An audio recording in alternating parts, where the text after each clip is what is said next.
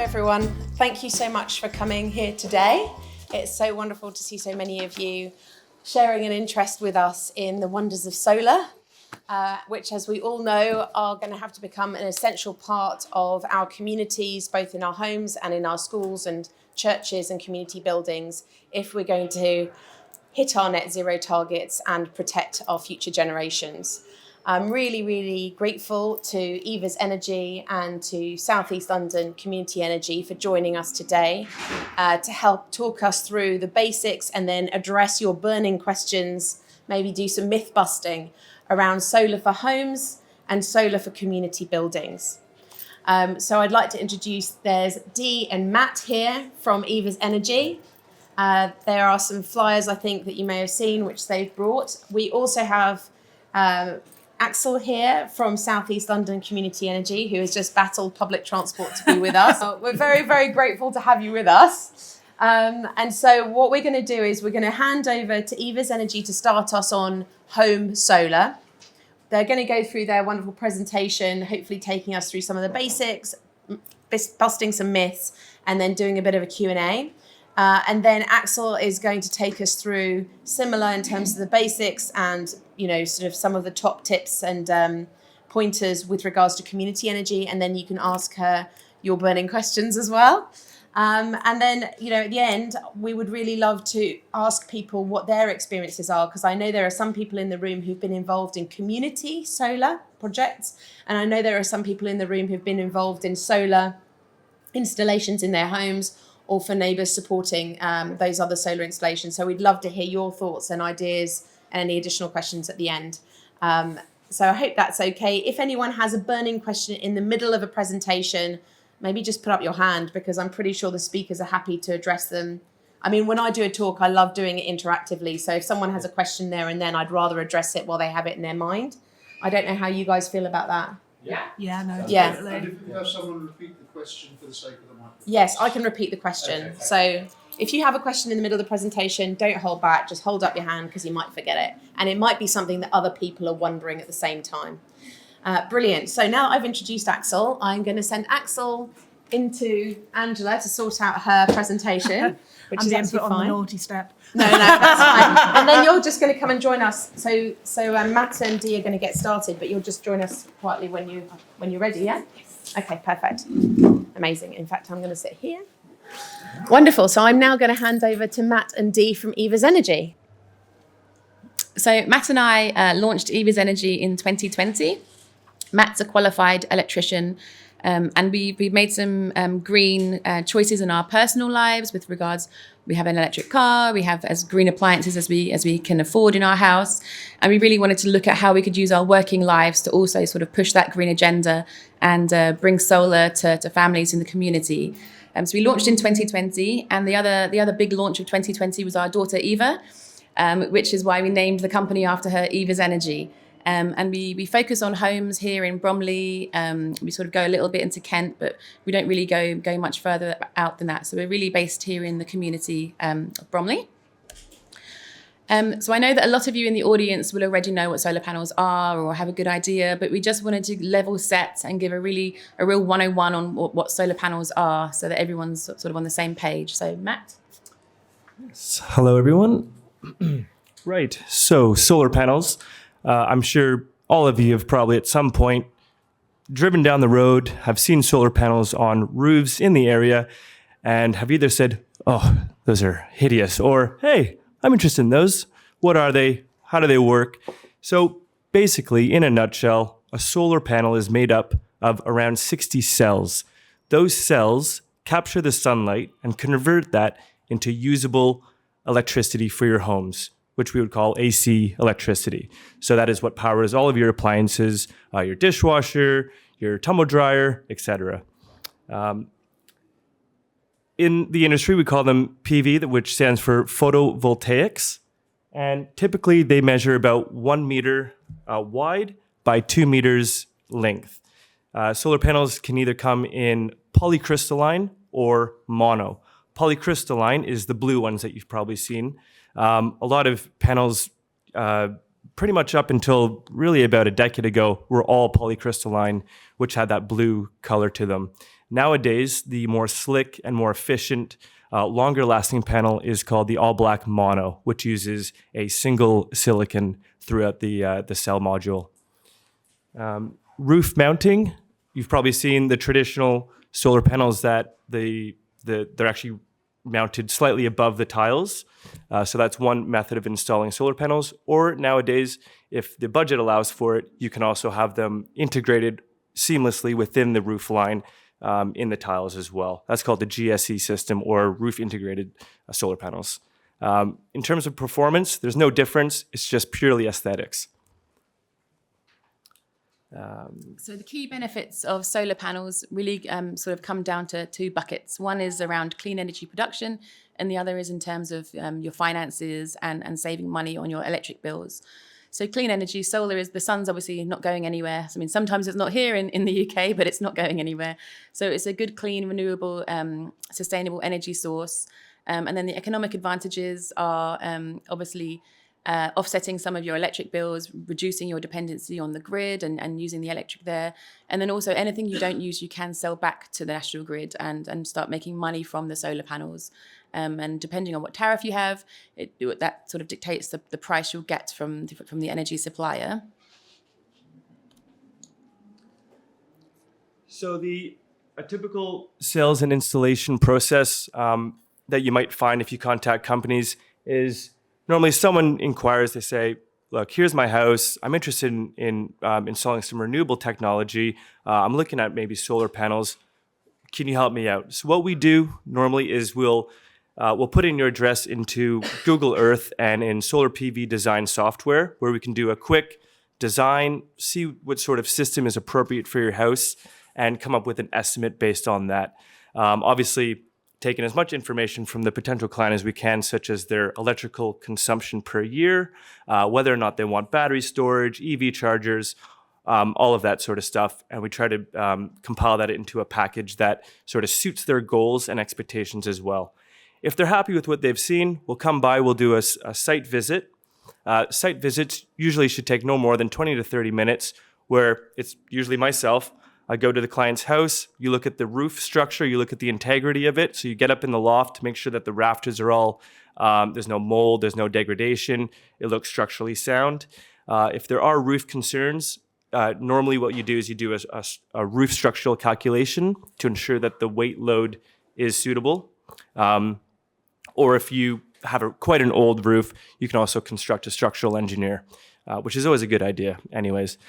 And then after conversation, you have the final design, the final quotation, and then you can start looking at the contracts. Before you do any installation though, this is where a lot of people might not know or maybe are a little confused on, is called getting DNO approval. The DNO is just the UK power networks. So depending on the size of your system, if you have say a 3.68 kilowatt solar array on your roof, that is classified as a G98.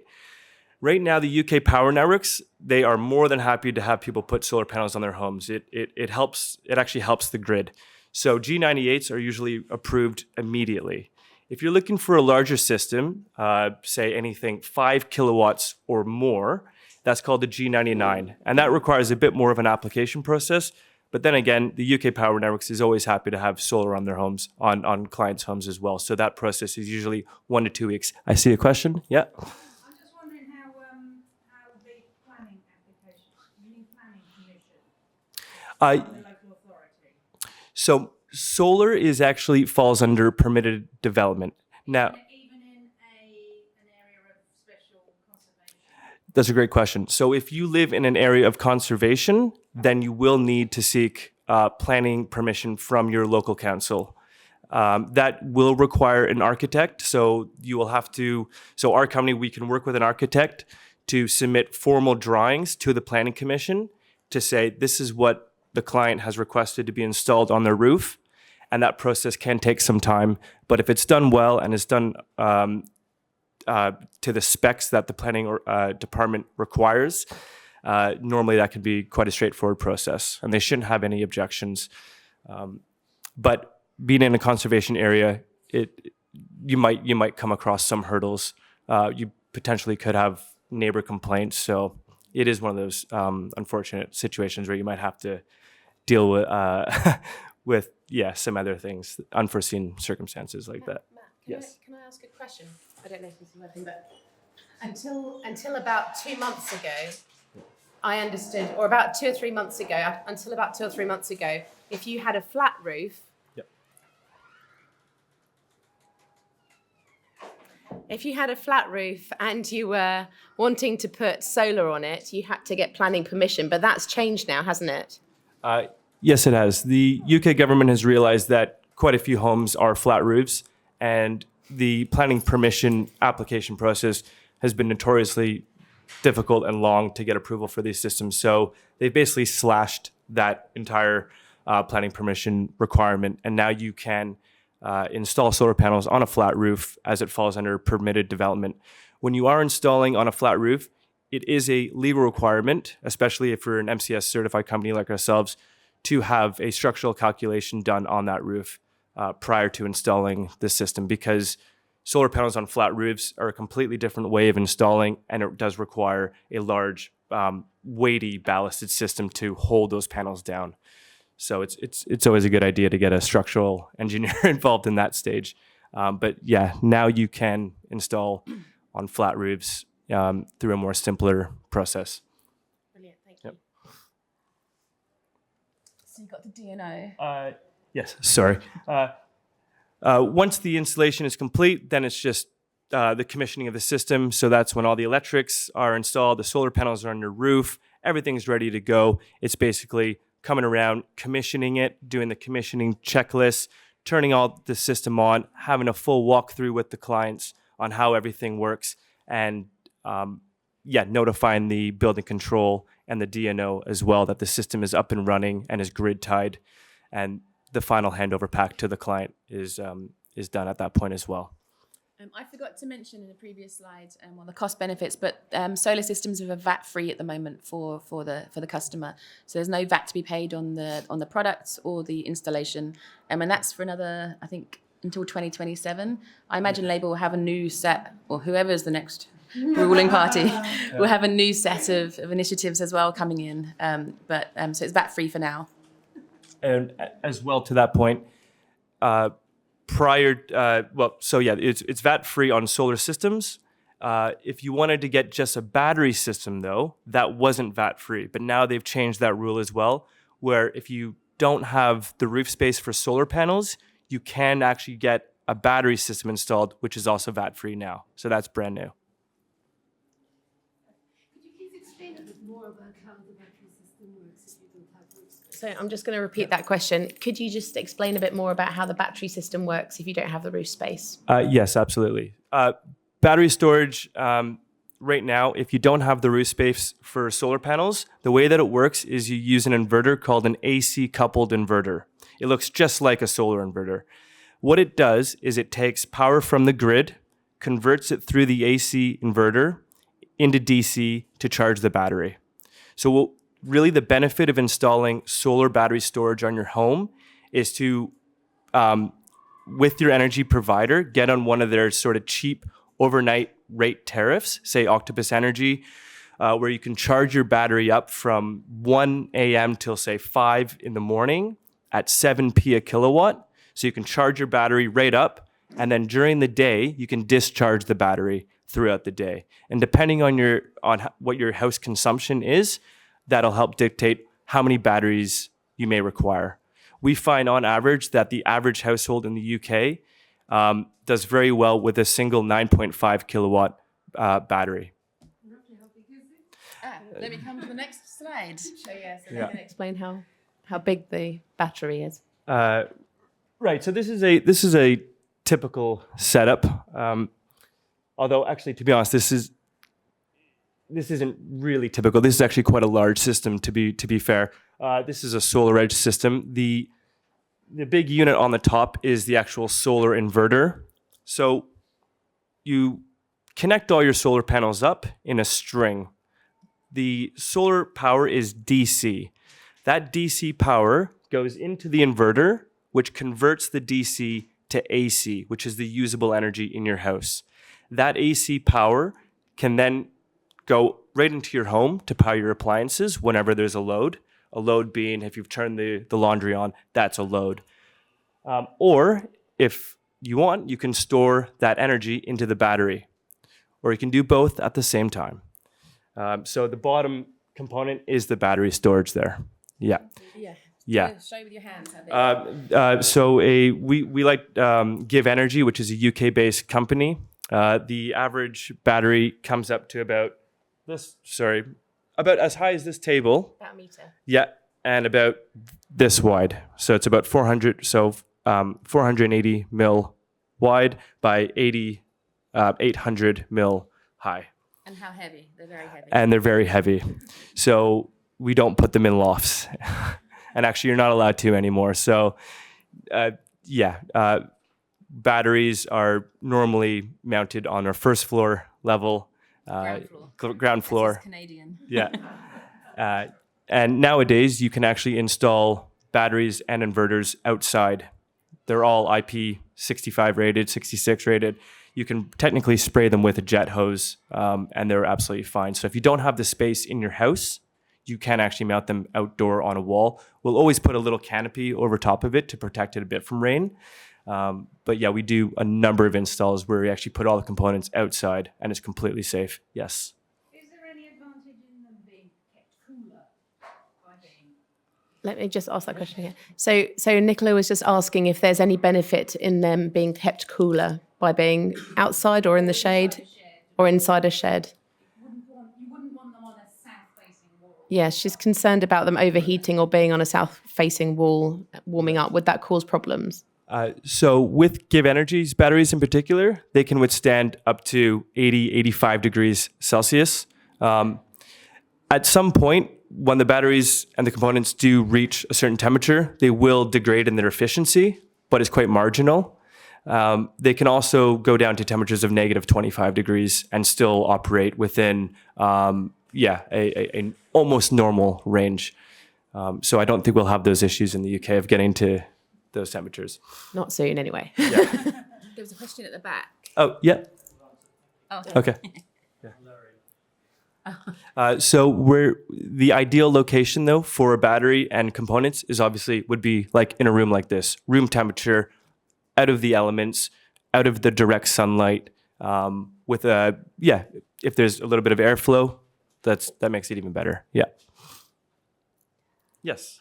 Will temperature affect how well it will charge and how well it will discharge, so whether you can use it or not at certain temperatures? Okay, so let me just repeat that. So Tanya has asked whether the temperature will affect how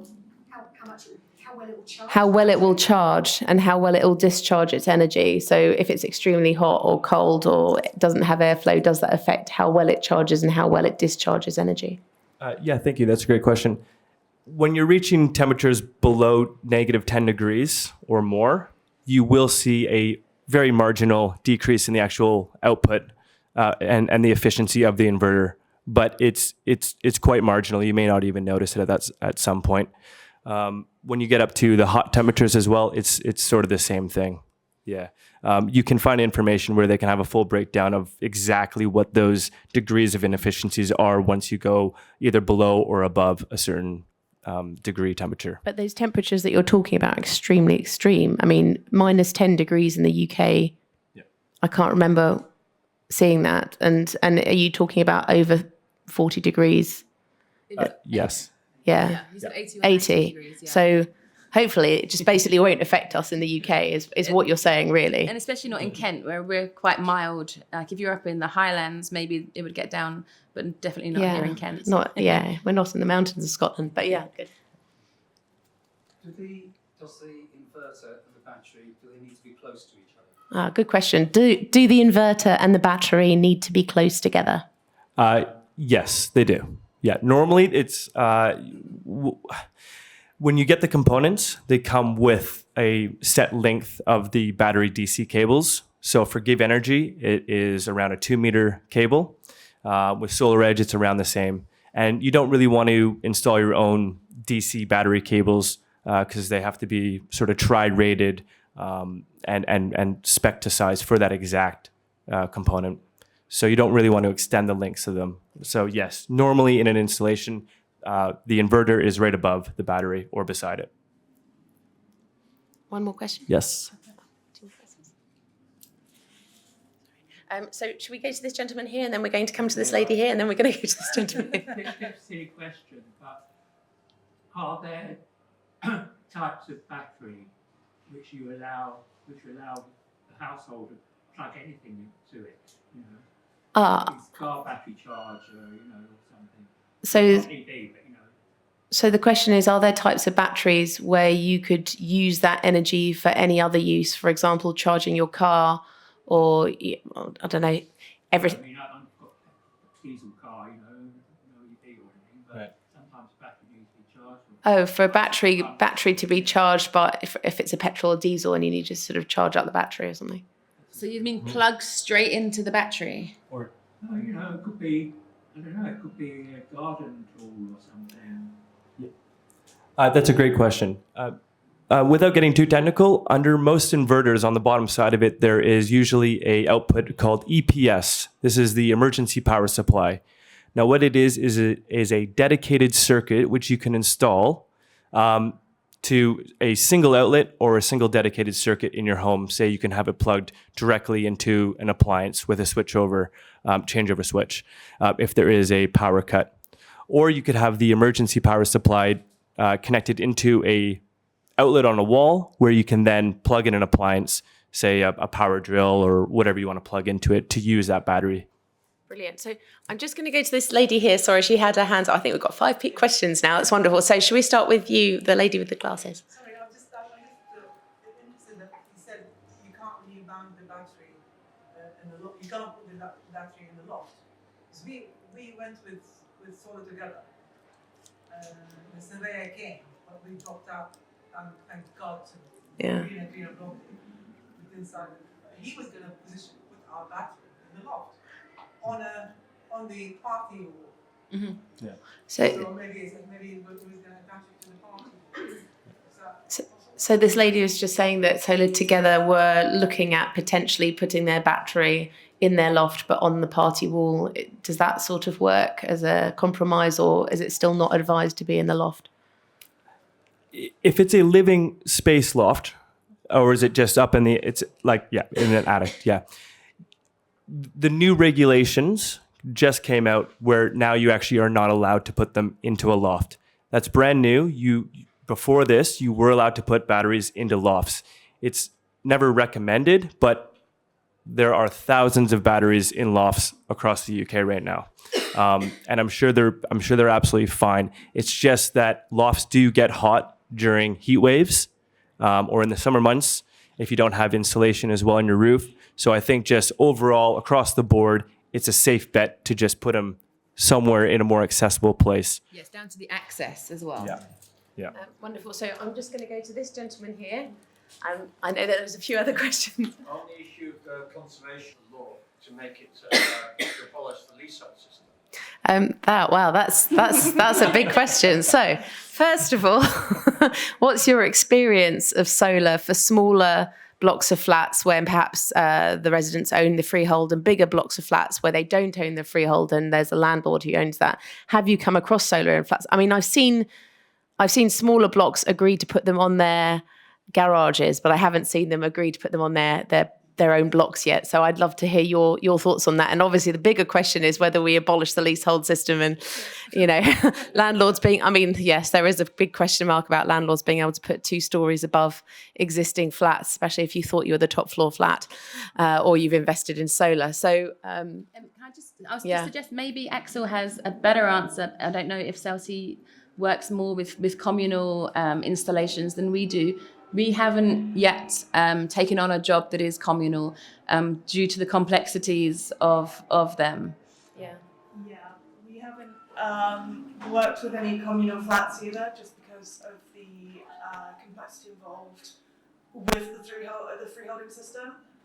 I'll be honest, I don't know a huge amount about it because we've worked with some difficult situations. One of the ones that comes up a lot is actually Lewisham, because Lewisham Council owns a lot of the community buildings in the borough, and so getting permission to install on them is very difficult. I imagine it'd be very similar with the freeholding system, due to the amount of people and sort of like the layers of people involved. Yeah, and also I guess that on one hand, if you're a landlord and your tenants are coming to you and saying we want solar on board, you might think, oh, is that going to be additional upkeep, etc., etc. On the other hand, I would have thought it would maybe also help you sell more flats or make your flats more valuable. So I do think, I suppose landlords will be looking at what's in it for them. But I mean, I'm sure we all know from living in flats, all of us, that it's very difficult just to get residents or, owners to agree anything, even when it's 4 owners, let alone when it's, 20 or 8 or 100. So you have my sympathy. I know that my folks in Beckenham have tried to agree with their, I think there's 6 other flats where they live that they have solar on their garages. And that's something that is potentially easier to agree than on the building, because as you said, often there's different suppliers for different homes in terms of electricity and everything. So yeah, you have my empathy. It's not an easy situation. So sorry, we had 2 more questions, I think, John, and we had Natalie. So if we go to Natalie and then John, if that's all right. So Natalie, what was your question? I wonder, do you need to have like a technician service of the system, and how often do you need to have the system serviced? Like you service a boiler every year by a professional technician. Do you need to have your solar system serviced every year? And if so, who would carry out that service? Thank you for the question. That's great. In our books, when we're doing our training, we're learning all about, how often should we go out and actually go to our clients' homes and check on the components and service the system. Traditionally, these inverters didn't have the online monitoring like you can see now. So whenever there's an issue, I can see all that information. I can say, hey, I've noticed that there is a high voltage on this inverter. Do you mind if I just come around and check it out? And I can see that immediately because it's all on the dashboard now. Everything's up in the cloud. You can see all the data. You can see if there's any faults right away. However, back in the day, you wouldn't have that information. So you might want to go out and check it out on the spot every couple of years just to make sure. So usually it involves making sure all the isolator switches are functioning correctly. They're switching everything on and off as they should. Doing a PV string test. So that's where you disconnect the solar panels from the inverter and you do a string test on it to make sure that the voltages are all correct. The insulation resistance is where it should be, etc. However, nowadays, the technology is so advanced. You can see all this information right away. You probably don't even need to have a technician come out at all unless there's an issue. As far as what can the client do for maintenance and servicing, most of the components now are supposed to be completely hands-off. So you shouldn't really ever need to go flipping any switches or pushing any buttons. If there's anything that requires sort of like a trained electrician to come around, you call your installer, and your installer should be able to help you out with that. And they should be there right away if it is a serious issue. Yes. Sorry, is this on this point?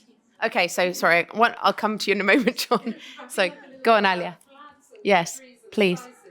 What's the minimum size that you can install that is going to make a positive contribution to your electricity? So the question is, what's the minimum roof size that you can install on that will make a positive contribution to your energy? I mean, I guess the minimum number of panels. Yeah, that's a great question. I mean, one panel could make a contribution. The standard size for panels now are around 400 watts and above. Normally, you'll find 500 watts more or less on commercial sites, but most domestic homes are installing anywhere from 350 to 450 watt panels.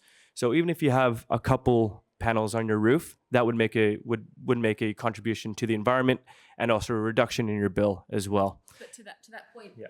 We typically wouldn't advise a customer to just put 1 or 2 panels because the payback period is going to be a very, very long time. So that's give a typical. Yeah, I would say, with all things considered, the cost of the whole system, if you can fit anywhere from 6 to 10 panels, that's sort of the sweet spot. It depends, because you can have one single roof face where you can put all 10 of them on, or if you have multiple smaller roofs in different orientations, you can also attach those all together as well. Yeah. And do you want to just sort of show also roughly what the size of a panel looks like? I don't know if it's, I mean, when you're talking about, sorry, it's just that when someone says 4 panels, it's hard to visualize. So one panel is typically 1 meter by 2 meters. So It's the size of this table. like the door, like the door behind us. So that's a panel. yeah. Yeah. Yeah, a little bit wider and a little less tall. Okay. Yeah, so they are quite large. Yeah, they're 1.8 meters by 1.1 meters wide on average. Yeah. So John, what was your question? Sorry, I want to go back to the EPS you were talking about. Yes. That was on the inverter or the battery? So was the EPS on the inverter or the battery? That would be on the inverter. And Yes. if the grid goes down, I'd hope that if the grid goes down, then your solar panels cannot operate because it's not safe for the grid. And if the grid goes down, does that mean your solar panels can't operate because it's not safe for the grid? If the grid goes down, your solar panel system will cease to function. The reason being is that the inverter actually needs a power source from the grid side to operate. Where the EPS comes in is that because it's on its own dedicated circuit, it's even got its own earth. It's so you have to install a big earth spike if you're going to put an EPS system in. So then all you're doing is you're drawing energy solely from the battery. So the solar system will stop working. If you have a off-grid system, that's obviously different. You're not connected to the grid. Yeah. And it'll operate regardless of whether the grid, if there's a power cut. Yeah. Wonderful, thank you. And I think there might be someone in the audience who's got some off-grid experience as well who will feed that in later. So this lady here had a question. On a pitched roof, can you get front and back? So on a pitched roof, can you get front and back panels? Yes, you can. Yeah. Normally, I'll try to not get too technical here. On most inverters, you have 2 inputs. They're called MPPTs. So you could put, say, 6 panels on the front of the house into one of those MPPTs, or just inputs, and you can put the other 6 into the other MPPT input as well. And then if you have, say, shading, because I'm sure there's going to be a question about shading as well. If you've got panels all over your house, and when the sun's tracking over your house, it's moving away from one panel. Now that panel's in darkness, and it's going around the house, and it's lighting up the other ones. What you can do is you install these things called optimizers.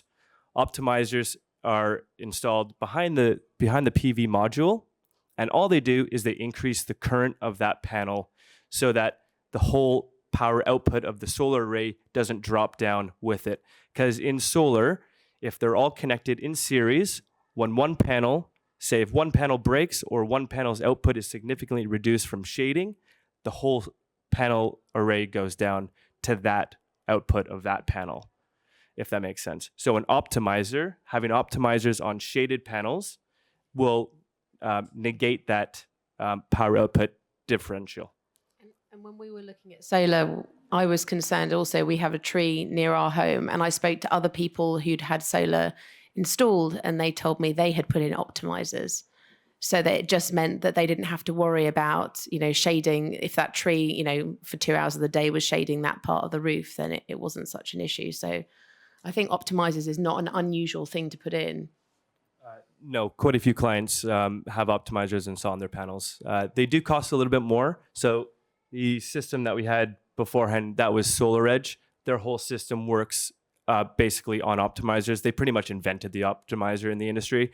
So yeah, every single panel in a SolarEdge system is optimized to increase the maximum output per panel and the system as a whole. Great. Yes. Oh.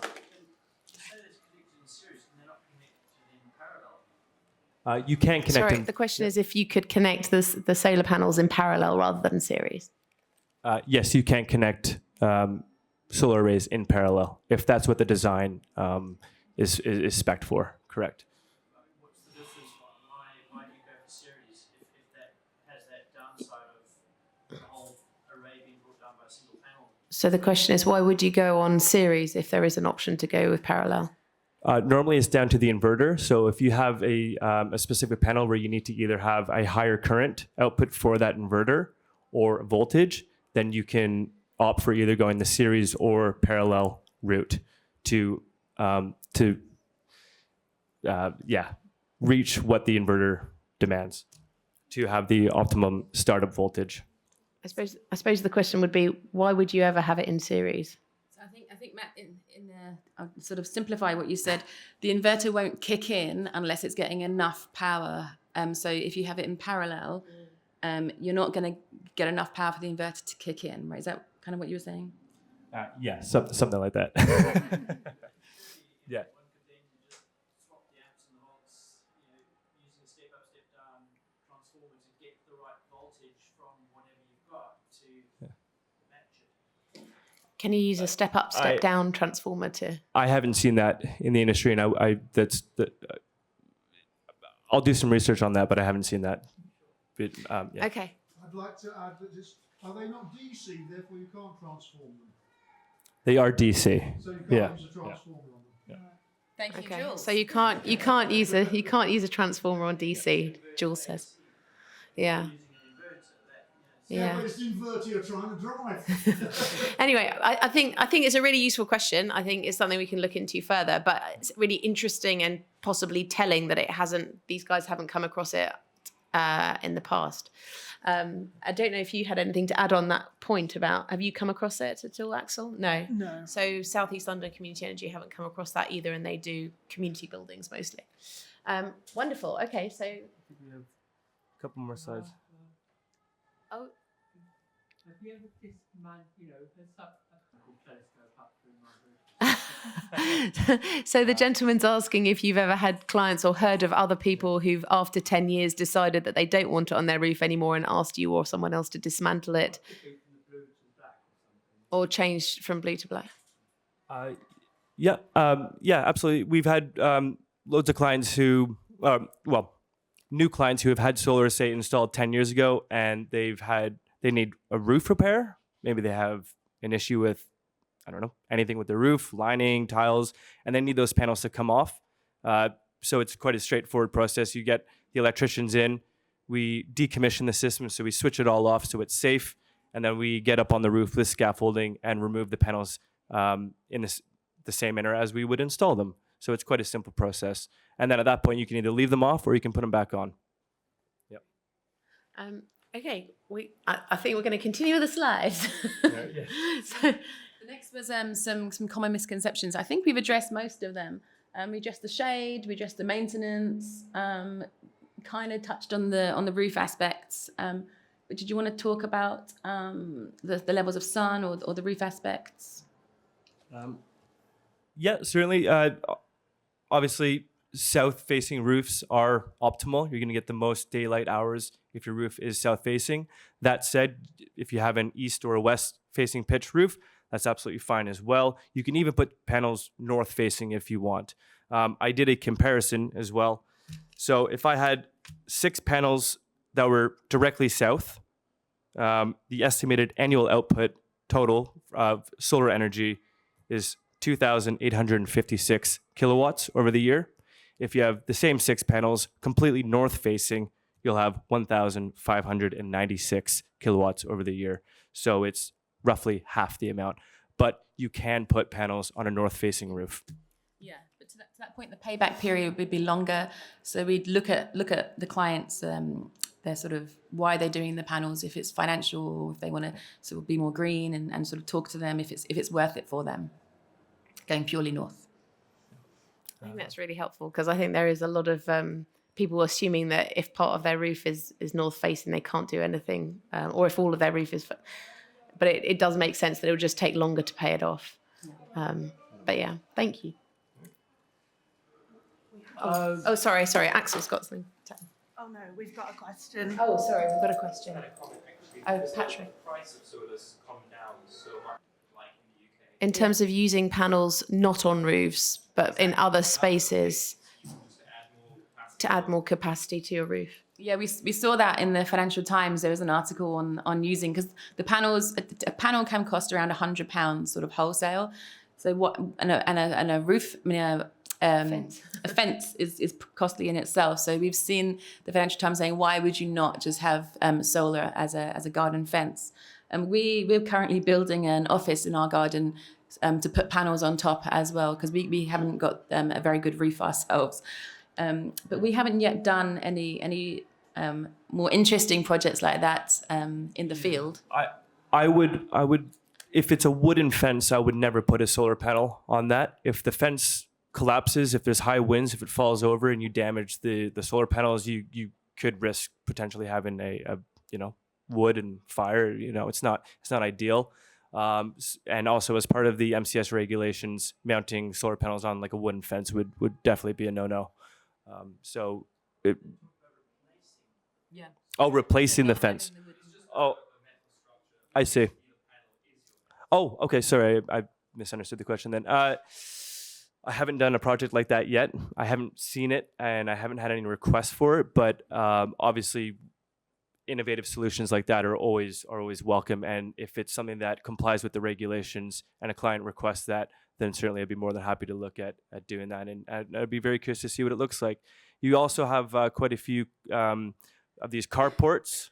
So, clients with driveways, but not maybe a great roof, they can install these sort of solar carports where it's, basically a big steel frame, covers the car, the driveway with a solar array above it. So it's kind of a neat way to shade your car as well and keep things cool while also generating solar power on an area that you may have thought was not possible to generate solar from. That's fantastic. And Axel, I don't know if you've come across that with South East London Community Energy, whether you've done any more unusual, like random walls or fences or anything yet. No, I mean, it's only relatively recently in the last sort of 12 months where prices of solar have really sort of gone down. And you've been seeing these stories of people using them for fences and things like that. But it will be really interesting to see how it develops as the technology gets cheaper and we get more and more sunshine and more opportunities for people to use them. That's fantastic. Thank you. Yeah. Oh, one more question, Mira. Oh, two more questions. What's the typical life of a solar panel? Yeah, that's a great question. Industry standard right now for most panels is 25 to 30-year warranties. What's important, though, is the warranty is actually specifying that after 25 to 30 years, the guarantee is that the panel will only reduce down to, say, 80% of the output from when you originally installed it and it started producing electricity. After the 25 to 30 years, the degradation rate or the output and efficiency of the panel does go down. However, panels nowadays, if they're well maintained, if they were installed correctly, you can actually have panels that will last 50 years. Amazing. Thank you. Sorry, there were two other questions. We've got Ralph. Yep. If you're replacing a roof, can you replace it with solar panels or like tiles, solar photovoltaic tiles? Sorry. Should you replace the roof and put in structures that then allow you to add a superstructure? So Ralph's asking, if you're replacing a roof, can you just replace the tiles with solar panels, or do you need to put the sort of tiles on and then have a structure to hold the panels onto, kind of thing? I believe what you're referring to is the sort of like Elon Musk solar tiles that he developed, where each tile is its individual. That does exist. You can do that. The only downside is that it's very expensive. I recently watched a YouTube video where the guy did that to his whole roof in the States, and it was around $150,000 just to do that. So the economics of it, I can't see how that works out, but it and we don't get a lot of requests for that in the UK. But in 10 years' time, it might be cheaper. No. What was it? Could you use the panels instead of tiles? But the tiles are obviously there for rainwater protection for your roof. The panels definitely are not. You've got a membrane underneath, which is the waterproof layer. The tiles are a physical layer to stop hailstone penetrating that. Yeah. It's a nice idea, using the panel instead of tiles, but it's definitely against the regulations at the moment. But the regulations may change. They may change. They may change. They That seem would to be nice. changing all the time. And who knows, in 5 or 10 years' time, those Elon Musk tiles may come to the market, or maybe 10 years' time, may come to the market and be cheap. But for now... And also, when you do install the solar panels, as you can see in the... can you click on that picture? That's all the way at the beginning. Okay. So you put one panel down, then you put it's called a mid clip, and that clips to the next panel, and you drill that down, and that's usually about a 20 mil gap as well. So that gap, if your whole roof had these gaps, then you're going to be exposed to potential leaks in your roof. Yeah, because it'll just go right into the felting of your roof. I've seen some people doing sort of garden sort of DIY panels, and they silicone between them. But again, it's not part of the regulations for your home roof. I mean, though I think Ralph was saying that the membrane underneath is the waterproof layer. But I mean, anyway, long and short of it is, if the regulations don't allow it right now, then it's not something that these guys or other companies will probably be happy to install. Was there another question? Because I'm not very... Tamsin has a question. So that's a really interesting point. The carports on top of this shopping centre have solar panels on them, which is great. So giving shade and making energy at the same time. Fantastic. Typical solar panel investment? Yeah, so we get a lot of people calling up. They have no idea how much panels would cost or a system would cost. So we thought we'd just give a sort of illustrative figure of what you're looking at. And there's big variables with every project, and scaffolding is one of the sort of biggest expenses of any solar project. So if it's a really easy to access roof, then the scaffolding costs will be small. If it's a very complex sort of 3-story, 4-story, then the scaffolding is going to push those prices up. So these are just typical sort of benchmark prices. So do you want to go through them quick? And can you add on to that the price of the battery as well? Because the average battery you were talking about around 10 or 9 or something. Yeah, so for Give Energy, for example, their 9.5 battery now that's VAT free is 2,494 pounds. That's their price for the battery. Yeah. So the two costs we have on the screen for a 10-panel system with no battery is around £8,000, sort of starting, and then it may go up if it's more complicated install, and then with the battery, sort of 1,500 more at 9,500. And that's for like a 5.2 kilowatt. The battery size is obviously, I keep referring to Give Energy because that's just the product that I install a lot of. They have a 2.6 kilowatt, a 5.2. They did have an 8.2, but they discontinued it, and now they have a 9.5. You can install one of them, or you can install all the way up to 41 kilowatts of storage, even with a single inverter, but you may not charge them all in time with one inverter. You might want to get a couple extra, but you can continue to add them together if you want. What's the maximum battery storage size you guys have installed? I was talking to someone the other day who'd put in 14 kilowatts battery. 14 kilowatts, yeah. And they used that pretty much for all of their energy kind of needs, but it was 2 people living in a bungalow, I think. Yeah. The largest that I've done is just three 9.5s. But at the end of the day, unless you really have a massive house, your electricity demand is huge. There's no real need to get such a robust energy storage for your home. You might find that you've charged it and you've actually discharged maybe one of them, and you still have 2 full batteries just sitting there. If you have an EV car though as well, maybe that'll help discharge those batteries. But for a typical home, like I said, a 9.5 or maybe a 12 or a 13 kilowatt battery storage system is plenty. Great. One question here. I'm confused about battery. Like, why do some people need battery and some don't? Sorry, so the question was, why might some homes buy a battery and some homes not bother buying a battery? Battery storage is a great addition to solar, but it is definitely optional. We have found that the payback period when you install a battery storage system is significantly quicker. So just for an example, a recent client of mine that we just installed they put 9 panels on their roof. Their average annual consumption in their house was 4,400 kilowatts a year. Their grid independence, so grid independence is how dependent you are on the grid. Right now, if you have nothing, you're 100% grid dependent, right? If you install solar panels, if they installed those 9 panels, which they did, their grid independence is now is 25% from 100. So they still need 75% of the grid, and the solar is covering 25% of that. They've added a 9.5 kilowatt battery now, and their grid independence is 75% now. So the payback period, having that installed, even though it does cost a bit of extra money to have it installed, your payback period is significantly reduced, and your grid independence is a lot higher. Their payback period on that system was 12 years. Also, sorry, if you get energy into a battery in the daytime, or, you can use that battery energy at times when energy is expensive, right?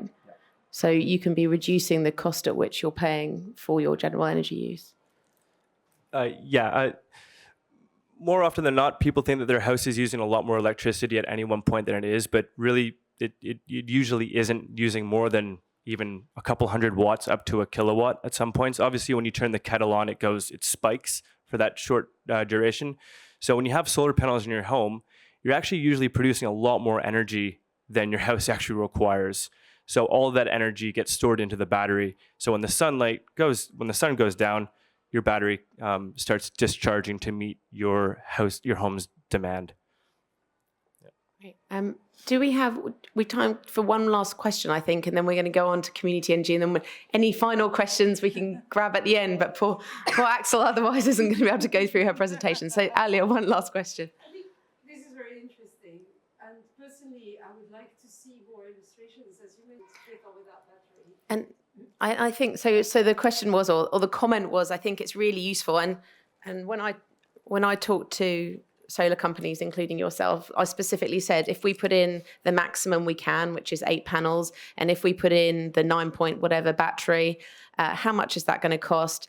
Over how much time are we going to get that money back? But also at the same time, in terms of our carbon emissions, how is that going to sort of reduce our environmental impact? And I think, you guys, and maybe I'm wrong, but I think that's something that is pretty standard that you guys do, and that hopefully other companies would do as well, especially if you ask them. But it definitely helps you make that decision, because if you know, right, within 8 years, this is going to be paid back and it's going to give me this much grid independence, it's really powerful to know that. I think generally, if solar companies had... That's a really good idea. And Parissa, do you have the email address of people that are here? So we could provide, and maybe Parissa, or we could send that to you, illustration. I think what we could do is, I'm not sure, when everyone signed up for Eventbrite, there was an option to say, yes, I'm happy for you to contact me, or not. If you said not, but you'd like, in fact, let's just say, if you'd like these guys to get in touch with you, or if you'd like to take their details, you've got their flyers there. There's more flyers at the back, so please take that. But B, obviously, yes, exchange details, or leave us, your email if you'd like them to get in touch, and we'll put you in touch. Yeah. One last one, Charlotte. Are there systems where, like when you install it, when it's connected to the grid, that you feed back into the grid? Good question. Good question. Yeah. So Charlotte is asking about how are there systems where you can feed back into the grid? And I think there are still systems that you don't get paid. I think there used to be systems with the government, but now I believe it's the energy providers that do deals with you, and then you can feed back to the grid the energy you're making. Yeah, thank you for the question. That's great. So those are called export payments. Normally with solar, you can, if there's too much excess energy, it can go back to the grid. Unfortunately, if you don't have a thing called an export MPAN number, then you won't actually earn any money from that. So you need to ensure that your electrical provider does actually pay for electricity that you have feeded back into the grid. I believe Octopus Energy, I think it's around 17p a kilowatt now. It seems to always change. So when the system is commissioned, you can have your installer, like ourselves, request a export MPAN number from the UK Power Networks, and that's how you get set up on that. You can do the same thing with batteries as well. So you can charge the batteries at a low overnight rate, and then you can actually discharge it during the day and earn money from it. So some people have huge storage systems and have just done the calculations and have said, all right, if I get this amount of battery storage and I charge up at this rate and discharge at this rate, that's how I'm making my money. So some people just go purely battery just for that. Yeah. It's absolutely fascinating. Amazing. Thank you. Well, thank you guys so much. Just give them a little clap. Thank you so much, Dee and Matt. And thank you so much to our audience members for such amazing questions. Now we're going to hand over to Axel. We may be running slightly late because we started about 15 minutes later. So we're going to swap seats quickly and then we will start with Axel's presentation, if that's all right, Axel. Okay, brilliant. Thank you. And now I'm going to hand over to Axel from South East London Community Energy, which is an amazing organisation which has been doing work in South East London for quite some time now. 10 years this year. 10 years this year, which is fantastic. And who Greener and Cleaner have partnered with a number of times. So I'm just going to hand over to Axel now. Yep. So, quick introduction. My name's Axel Pugh. I am South East London Community Energy's financial solar projects officer. I've been with the organisation for coming up on 2 years now. We run a small solar team, and we do what's known as community financed solar. I'm hoping to give you a quick overview into how community financing works.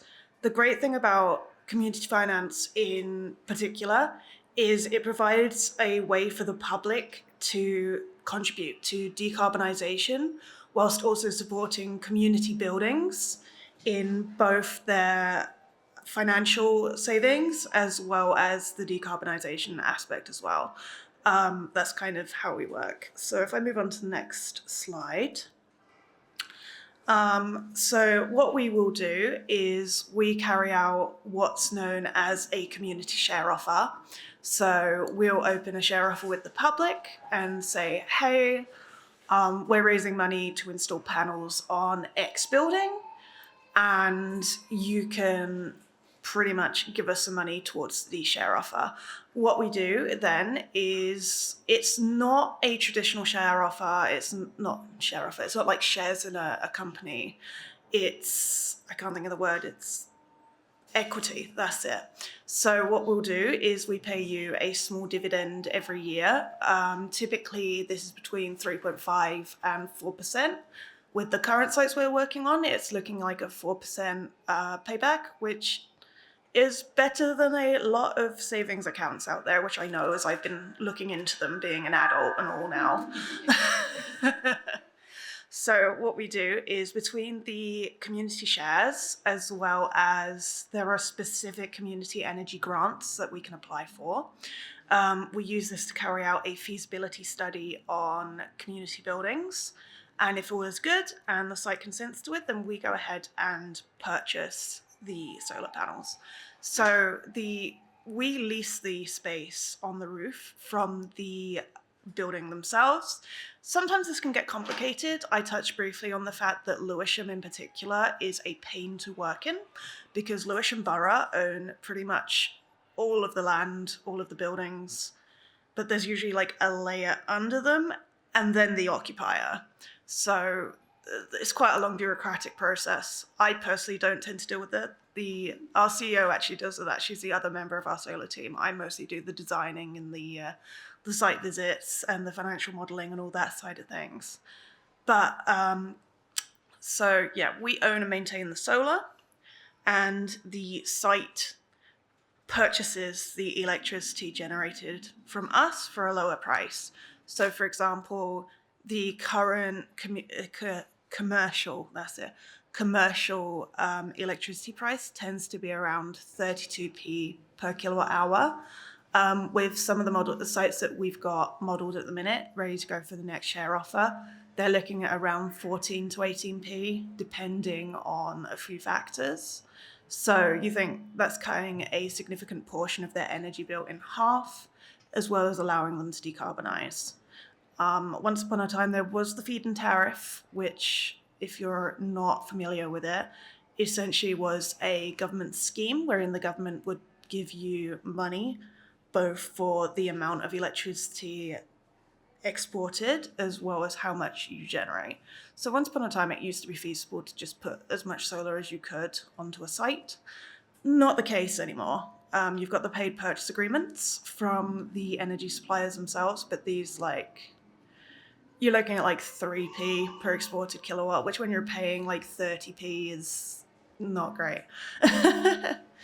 And so we very conservatively model. We're a non-profit, so we don't actually make any money off this.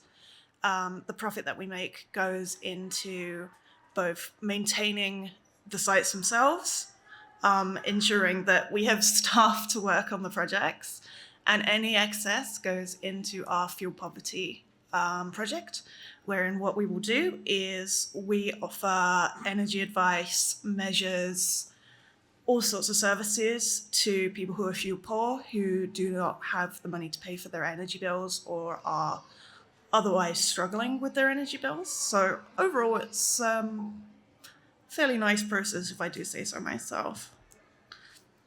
This is a quick look over of the projects that we've got to date. We're currently working on a 4th share offer, which we're hoping to get out towards the end of this year. So our first share offer consisted of Mulgrave School, which is in Lewisham, Charlton Park Academy in Greenwich, Horniman in... I apologise. I know where they are. Next to them? So the numbers next to them are the size of the arrays themselves. So what this number pertains to is the amount of electricity that could theoretically be provided by the panels if everything was operating at maximum. Realistically, this isn't going to happen. A 49.5 kilowatt peak system is not going to be outputting 49.5 kilowatts at any time, because that would assume that exactly perfect conditions, sun's directly on them, so on and so forth. But roughly this pertains to the size of the array. As you can see, our largest array is on the Intercontinental Hotel up by the O2 in North Greenwich. It's a bit of an odd one, because the rest are all schools, churches, or leisure centres. It was meant to be there was a project called the Aluna Project, which was going to create a very large, it was a clock that tracked the movement of the moon and the stars, and they wanted solar to power it. Because of the location, there wasn't a huge amount of places we could put it, so the Intercontinental Hotel agreed to it. The Aluna Project is sort of in limbo. It's so this was in 2018. It's now 2024. We haven't heard from them in years, but that's how we ended up with solar on a hotel instead of... Yes, the hotel does use it. It's a huge array. It's technically 3 separate arrays on the building. And it is our largest to date, but we've got one in the next share offer, which is looking to be larger than that, and it is indeed in Bromley. Is that the pavilion? Yes. Yeah. Yes. So are you allowed to? I'm allowed to talk about that, yeah. So we've got 2 leisure centres in Bromley in our next share offer. One of them is the Pavilion. I cannot remember off the top of my head the name of the second one. The Walnuts. No. Spa. The Spa, that's it, Beckenham Spa. With the Pavilion looking to be, I think it's something like 280 kilowatt peak. And we are also looking into the feasibility of installing a heat pump there. Just because they have a very large swimming pool, which naturally needs to be heated. And the combination of heat pumps and solar is very effective. Heat pumps run off of electricity, solar generates the electricity, it allows you to do 2 for 1 basically. You can get the heating and the electricity comped with the installation of both. A little bit tricky. We've not done a heat pump before. We don't know a huge amount about heat pumps, I'd say. We don't have a heat pump specialist, but we're working on it. We're having a look into I'm sure you'll get one in. Oh, absolutely. If not, we'll probably train me. I've been trained in so many things. So I will admit, these numbers are a little bit out of date. I updated them in, I think it was about April last year. So I apologize. I didn't have time to get up-to-date benefits calcs because, oh my God, there's so much data to go through. But they have generated around 1,000 megawatt hours, which a megawatt hour is 1,000 kilowatt hours. So you're looking at like 1 million kilowatts, which is kind of crazy to think about. Over what period and how many different schools? Is this over in total 5 In years? total. So our earliest installations were in 2015, with some in 2017 and another set in 2018. So this is the combined output of all of those sites well, not necessarily to date, but to date as of last year. Which the amount generated equals around 50,000 kilograms of carbon dioxide that would be generated by typical energy producing means, the typical power station burning fossil fuels. We've saved our schools over £27,000 in the periods that they've been there. I'm not sure why it says schools, because this does include the leisure centres and the church as well. And as well, it means that we get to pay dividends every year to local residents who have paid into us. And they get to know that they're contributing either to like the local community, the decarbonisation aspect. The good thing about it is there's so many sort of reasons to do it. So the share offers typically go quite well. It's very nice. So this is about the new offer, the current share offer that we're working on. We've got the Invicta schools in Deptford and Blackheath up in Greenwich, which are smaller 39 kilowatt peak systems. They're still bigger than some of our systems, but they are fairly standard commercial size. They're a typical size for a school. And excitingly, we've got the Beckenham Spa and the Pavilion here in Bromley. The Spa is looking to be a 154 kilowatt peak system, and the Pavilion is looking to be a 182 kilowatt peak system. So very, very big, very big. We're also working on some feasibility sites at the minute.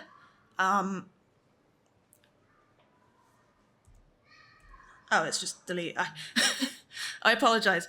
Above where the sort of text is sort of awkwardly in the middle, I put in some of our other feasibility sites, but our biggest feasibility site at the minute is the Avery Hall campus of the University of Greenwich. This was really exciting because we got to go and run a week-long course with the students. They got to get involved with the design. That was really great. I never thought I'd be teaching a university class, but there I was. So this site has been a bit of a nightmare, but we're working through it. Typical example of a complicated site as it essentially runs on a microgrid. But this is to say that there are ways around, no matter how difficult a situation might be. There are ways around, like the electrical, restrictions, yes. Other sites that we've been looking at are the Albany up in Deptford, which is a theatre. We've been looking at Greenwich Yacht Club, and there are a few in very early stages that I'm currently working through, many of which are also in Bromley due to a contact of ours. So hopefully there'll be more on the way. Are you looking at any schools or churches in Bromley at the moment? Not off the top of my head. It's currently things like, one of the ones we're looking at is Beckenham Golf Club. And there's quite a few sports clubs. Our contact is big on the local sports scene, but that's quite nice, I think. We've just got one question here. Yes? Actually, it's following on from this question. How do you identify sites? Is it you who kind of looks up on Google Maps and says, oh, this is an ideal roof, or do people approach you? I'll just repeat that. So Ali was just asking, how do you identify sites? Can people approach you to suggest their school or their church or whatever? Or do you go out and sort of find sites and then approach those owners? That's a fantastic question. We actually do very much appreciate people coming to us with suggestions or contacts that they have, because one of the problems with sort of getting into new sites is, so there are great resources for looking up new sites. So for example, Community Energy England has a map that basically has scanned in the roof size of every building and highlights which ones have like decent capacity. The problem is we can go on there and we can find, say, a school with a really amazing looking roof, look at it in Google Maps, go, oh, yep, lots of space, perfect. it's a school, they've got good energy demand. The issue comes in actually making contact with the school. So it helps to have contacts who can put us in contact with a site. So I don't know if you guys know of Dermot McKibben, but he's been helping us. That's me. Oh, that's you! I didn't know you were here. Hello. Yes. Yes. So Dermot over there has been sending us through a whole bunch of sites down here in Bromley that I've been going through and looking at and hoping to make contact with in order to go and do a site visit on them. But yeah, so a big thing is if we can, like, making contact is really difficult. So for example, I've currently got a volunteer under me who's been going through the map and listing anything that looks good. And we've just been passing it around the organization. Like, does anyone have contacts with anyone related to this site? So yeah, that's a big sort of stepping stone, is trying to actually find the sites. Yes. Got a question. I assume these are just solar panels that feed back into the grid and you get paid for. There's no battery storage. So the question is, are these solar panel systems that just feed back, well, that give the energy to the building and then potentially feed back to the grid, but that there's no storage, kind of battery storage for these community projects? Yes. So we don't have any systems with batteries at the minute. The issue is that commercial batteries get very expensive very quickly. And so when you do the financial modeling with them, it actually ends up extending the payback time. The good thing is that a lot of community sites tend to have most of their energy usage in the daytime.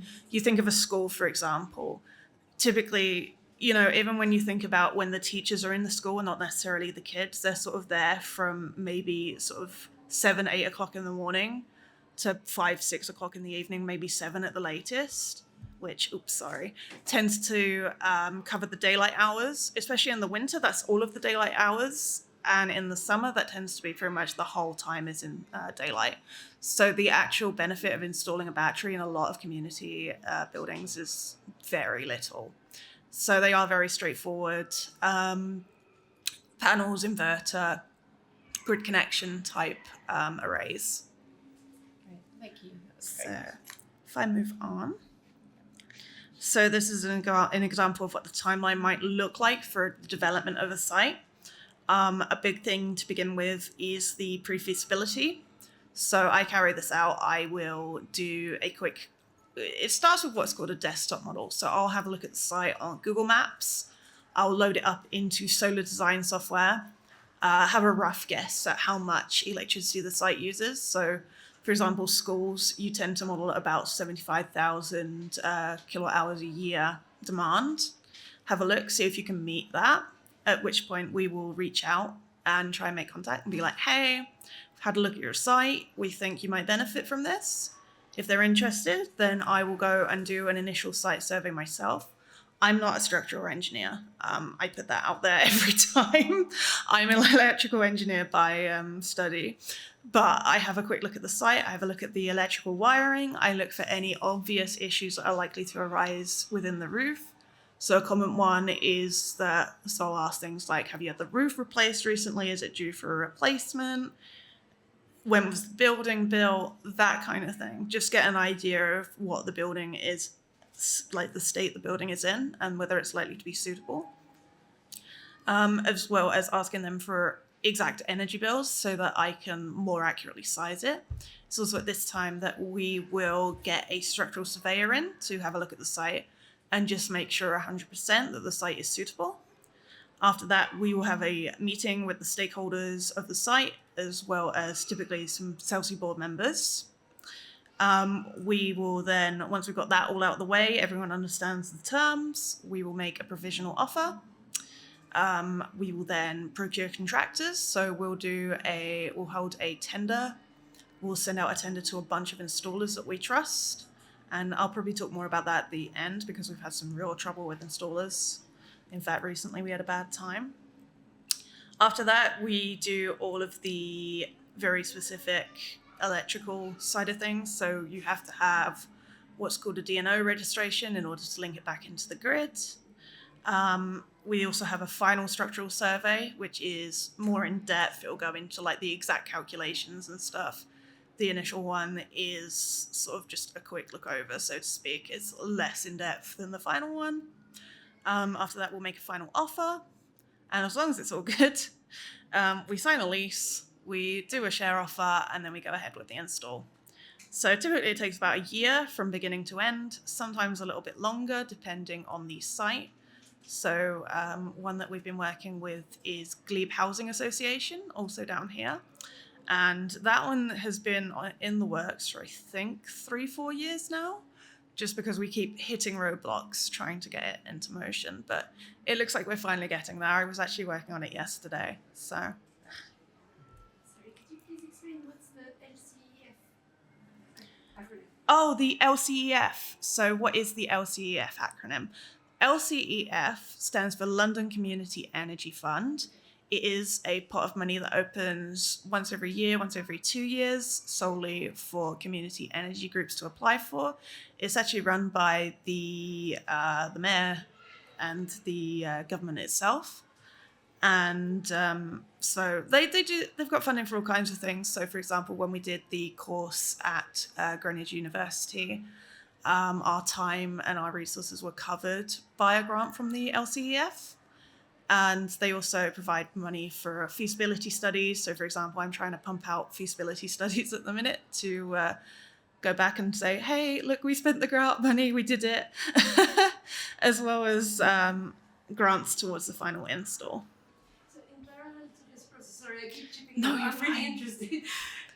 In parallel to this process, you're also asking backers to finance the system for a particular school or a particular building. Yeah, so the question is that alongside the LCEF funding, do we ask the backers to provide funding for a specific site? It's not necessarily a specific site.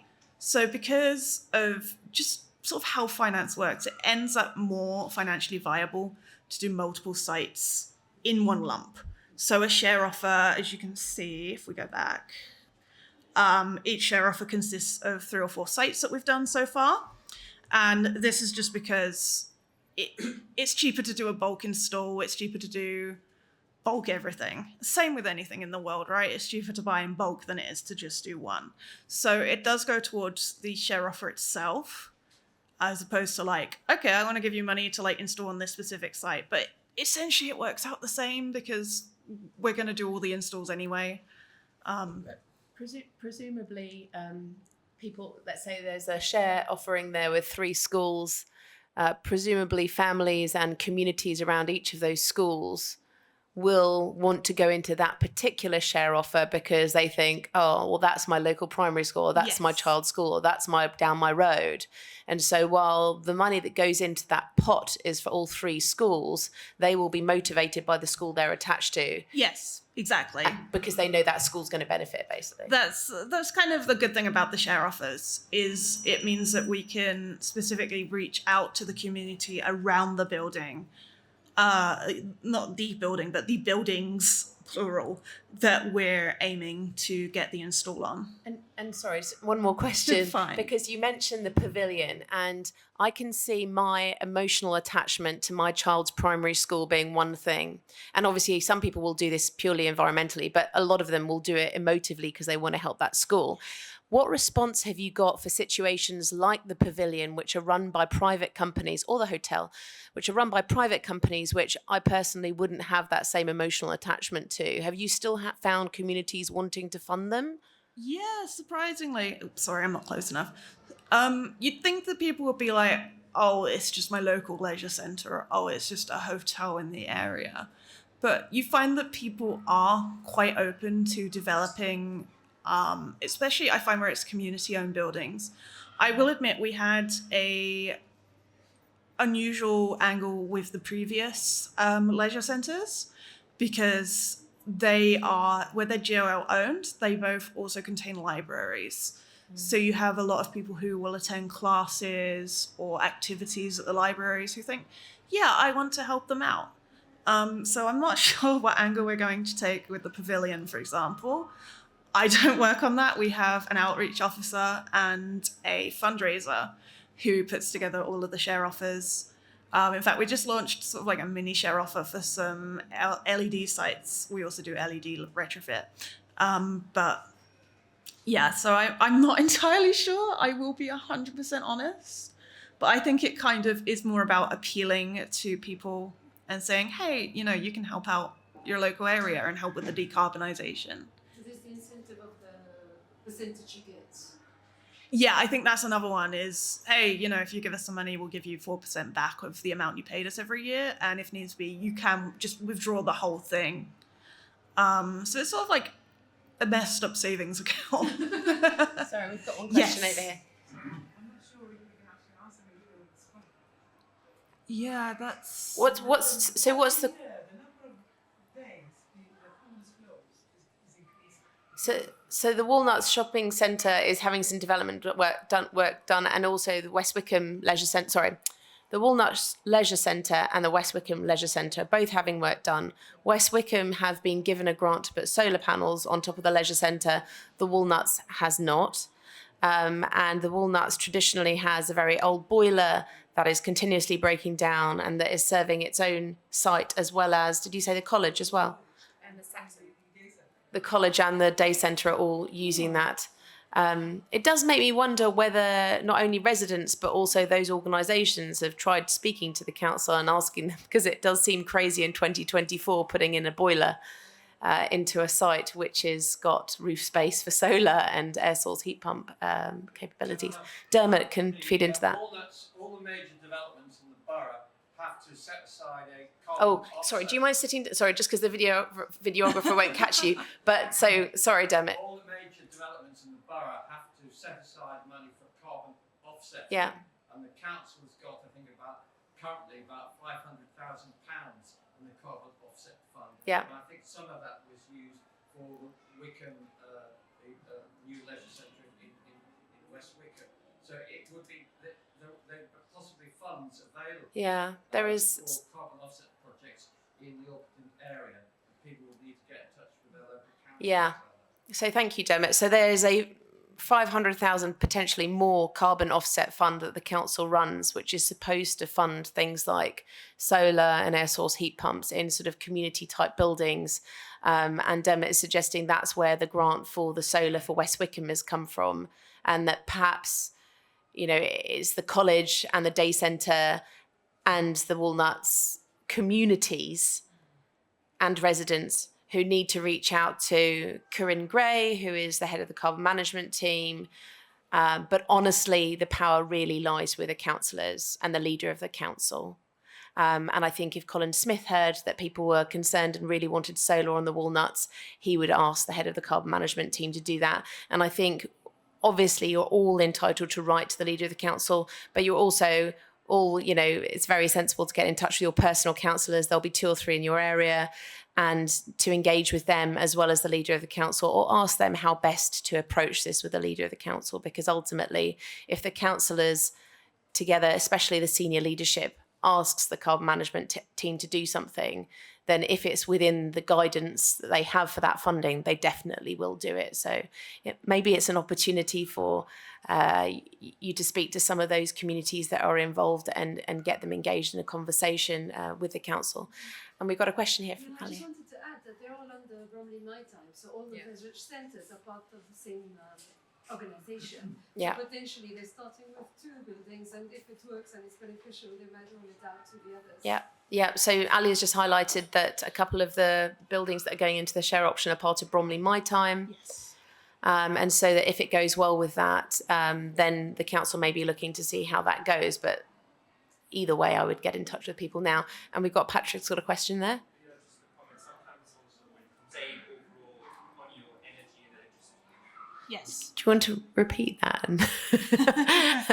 So a little of it. essentially, yeah. So, for example, if you were to install solar panels onto a leisure centre with, say, a swimming pool, the solar panels can only work during the day. So a big thing, especially in community settings, that is another kind of difficult step with working within the community space, is the necessary behavioral changes. So of course you have to make sure that the solar panels only work during the day, at the end of the day, right? They only generate when the sun is out. They only not out, but up. They only generate during the daytime. And so you have to sort of assess whether the site is going to benefit from the daytime electricity. So that's a big one that comes into a lot of our assessments. So I think one of the things, and I think maybe you're trying to touch on there, but is slightly more implied, is that if you know you're getting cheap or free energy in X hours, let's say between 8 and 6, you change your operational actions. So when you heat things, when you use energy, like when we talk about in the home, when you use your tumble dryer for the hours where you have the free or cheap energy. Yes. So I think that's what Patrick is talking about, that not only do you get cheaper energy, but you also can change operational things so that other things can be done quicker and cheaper during the hours that you have the free energy. Yes, exactly. So it actually has much bigger ripple effect sort of impacts on your bills, basically, by changing operational situations. Yes, exactly. Again, a big thing that we talk about when talking to clients, be it commercial or what's the word? People. Public, that's it, is sort of behavioral changes. You don't have to make such big behavioral changes if you have access to batteries. But again, a big problem with working within the community space is that commercial sized batteries are prohibitively expensive. So you run into the problem of you need to assess whether they're going to be able to change their behaviors, or if it's going to be affected positively by their current behaviors. So one of the sites that we were looking at was actually Charlton Athletics football grounds, with one of the big challenges there being, of course, it's a football ground. They have a lot of activity in the evening where half of the year, the sun isn't up. So we were looking into whether a battery would be beneficial for them, because we can't just be like, okay, you have to have your football matches during the day now. That's not how things work. But yeah. Timeline. So this is just a look at what a financial proposal to a site typically kind of looks like. So we raise the community share offer with the locals. One big thing we do is, so we'll work out a price that we sell to the site at. I said before that for the current set of sites that we're working on, we're looking at between 14 and 18p per kilowatt hour from our array. Some of our earlier sites got in at the best possible time. They're paying 7p per kilowatt hour that they get from our arrays, which, considering that the average is 32p nowadays, is, they lucked out. But what we do is that we don't change that price. So we're not like the energy companies. There's no price hikes. Our price only changes in real terms. So with the RPI, which is sort of like the inflation. So when inflation increases, our price increases at the same rate as inflation, whereas commodity charges from the big grid providers, there's no real rhyme or reason to, you look at the price hikes of the last few years, and they are way above what inflation even was. So they kind of increase a rate above inflation. So the margin kind of grows over time. So we're responsible for all running costs. We do the insurance, the maintenance, repairing. We have metering on all of our sites, and we monitor that externally. So all of that is covered by us. Once a year we have what's known as an operation and maintenance contract. So we have a small installer company who goes out and just does the, like we were talking about earlier, the string testing and the checking of meters and just making sure that everything's running as it should be. Although we also can call them out if we see an issue on the monitoring. So we can log in, have a look, and be like, hey, one of the inverters is off, or hey, this is dropped significantly from what it was last month, what's going on here? It's just kind of like a first response kind of checkup type thing that picks up on when things go wrong. We're responsible for the entirety of the capital. The site themselves contributes absolutely nothing to the upfront cost. They essentially, all we do is we lease the roof space from them. So we have a legal contract saying, hey, we're allowed to put things on your roof. And they go, yep, okay, we'll sign that. And then they also agree to purchase the electricity generated by the panels. We work this out and we invoice them for the electricity every 3 months, every quarter. We use the monitoring to have a look at how much has been generated, how much has been exported, and then we go, okay, you've used this much, which at your price comes out to X amount. And that's the way the invoicing works. And our terms, our length of the lease is 20 years. After 20 years, the site is allowed to do whatever they want with the array. Either they can leave it on the roof and just continue to use the solar itself. They can choose maybe to upgrade parts of it. So the good thing about solar is it's modular, meaning that you can take bits off and add bits on. So you could theoretically be like, okay, I'm going to upgrade the system and get like higher capacity panels and a higher capacity inverter, etc., etc. Or you can even replace them with like newer ones without the degradation that they might have. It depends on what the site wants to do. Or they can just go, all right, had enough of that and take the whole thing off. But point is, after 20 years, the array's theirs. It's no longer ours. We transfer ownership to them. And they can still operate it. Yes. Yes. So they can still operate it. Yes. So just to, sorry, how does that work? So the question is... Sorry. No, you're absolutely fine. Don't worry. Trying to get my short-term memory to work. So the question was just about the benefits to the site and what exactly the site gets out of it in the grand scheme of things. So essentially what it comes down to is it's a lease legally, but there's not any sort of exchange of money involved. They just sign a free lease saying, yep, you can put panels on our roof. And so what we do from there is the site doesn't really need to do anything aside from provide access to our contractors and us ourselves. We will, of course, there's a bunch of legal stuff before that, agreements, the lease itself, the price they pay. There's a lot that goes into it before that. But once we get to the install process, we handle it all. They just have to allow access to the site. We install the array. We own the array. We maintain it. We look after it. They don't have to touch the array. It is entirely under our care. They don't have to worry about it. We look after it. They get the electricity from the array inherently, and we invoice them for the amount that they've used. We track both how much they use and how much they export. We get the payment for the export as well because we own the array.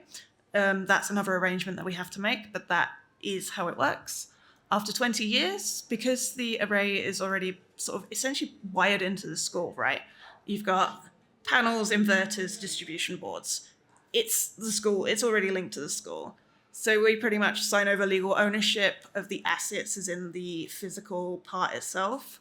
I'm not sure what we do with the monitoring. That is the one thing I'm not sure about. We haven't come to the end of lease with any of our sites. We won't do for another 10 years yet. So that's a little way off in the future. And sorry, I'm going to come to Alia, but in terms of what Tanya touched on, which was they pay slightly less for energy. When you were talking about the prices, I thought you were saying was if it's 32p, we would probably be charging the school 16, 17p instead. So it's actually 50% cheaper rather than slightly cheaper. It's around half the price. Yeah. So they're going to half their energy bills. It's kind of like if someone said, oh, if you add this attachment to your energy meter, you can pay 50% less on your energy every month. Yeah. It's like that, except it's solar panels, basically. Yeah, in terms of the site themselves, pretty much they have to put up with like maybe 3 days of scaffolding. And then in return, like a big chunk of their energy bill, they're basically paying half for. So in the grand scheme of things, the big part of the scheme and the way we run it, the way we do, is to sort of take as much responsibility off of the site and make sure it's not going to be a big deal for them.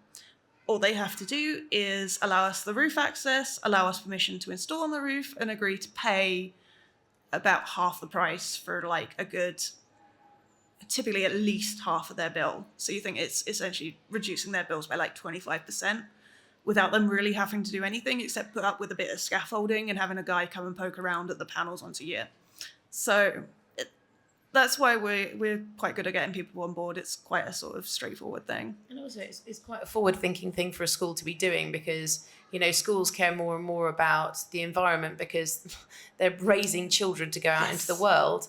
And so they care about air pollution and they care about the environment. And so it's an easy way, without costing them anything, that they can decarbonise their school, right? Yes. So one of the things we actually offer to the schools in particular is that we'll typically have a sort of like a board up with up-to-date specs on the panels so that we'll display like how much it's generating at that moment, how much it's generated today, what the amount of carbon it's stopped has been. And it provides a great teaching opportunity to the school itself because they can bring the kids through and be like, hey, look, we've got these solar panels, here's what they are actually doing. Yeah, brilliant. And Ali had a question, sorry. It's very similar. It's feeding to Okay, brilliant, fantastic. So we've covered it. Great. Yeah. Oh, we got another question. Oh, yes, sorry, Ralph. 2 questions. And just so you know, One 10 minutes. is maintenance of the roof. Is it just a question of cooking the panels off and then doing maintenance and then putting them back again? That's a good question. In fact, can we just do that first? So one is maintenance, and I'd say part of that cleaning. So maintenance / cleaning of the panels, either one of those. And the roof. Of the roof. Oh, I see. Maintenance of the roof. So roof maintenance is an interesting one. It depends on the type of roof and it depends on the site itself. Typically, one of the questions we will ask when talking to sites is like, how recently have you done maintenance on the roof? Sometimes we will write a clause into the lease itself saying like, you have permission to take them off at some point to repair the roof. So, for example, one of the sites that we are looking at needs the roof refelted fairly badly, but they don't currently have the money for that.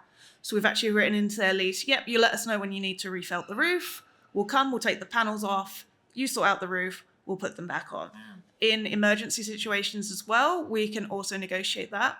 So for example, one of our schools, we had a big palaver with them last year because I went out to the site just to do a routine inspection. All I knew about the site going into it was, oh yeah, you know, their pigeon mesh has failed, keeping the birds out from under the panels. Can you have a look at the pigeon mesh and just see if you can work out what needs to be replaced? I get there and one of the buildings that we've installed the panels on is literally falling down. They have surrounded it in fences because they are worried that it is going to crumble and like crush a child. Like the children aren't allowed within like about 5 meters of this building. And so we had to arrange to take the panels off and have the building fixed. There was a lot of legal drama because someone suggested that the decay of the building might have been due to the panels. It was not. We got a whole structural report in to prove that no, it wasn't us. It is just the fact it is like a 200-year-old shed and the foundations are starting to fail. But the school was like, no, the panels are dangerous. So we had a whole back and forth over that. But the point is that if needs be, you can take the panels off, do any repairs needed, and then put them on. Great. And then was there a second quick question? End of life, you've obviously escaped. That's a really good question. So, funnily enough, yeah, we do kind of like escape that bit because at the end of the lifespan, we're like, all right, your problem now, you go deal with it, do whatever you want. In the country, I was actually talking to a company who are opening the UK's first solar recycling plant, actually just down in Ebbsfleet in Kent, not very far away at all. And so that's a big problem with solar panels is actually the manufacture as well as the recycling of them. They contain a lot of heavy metals, which can be toxic to the environment if not properly dealt with, as well as rare earth metals, which contribute to a known humanitarian problem, such as the ongoing crisis in Congo. So that is a big thing to kind of negotiate around, and it's something that we're trying to find ways around because of our sort of environmental policies. But so, yeah, solar panel disposal in the UK is a little bit limited at the minute.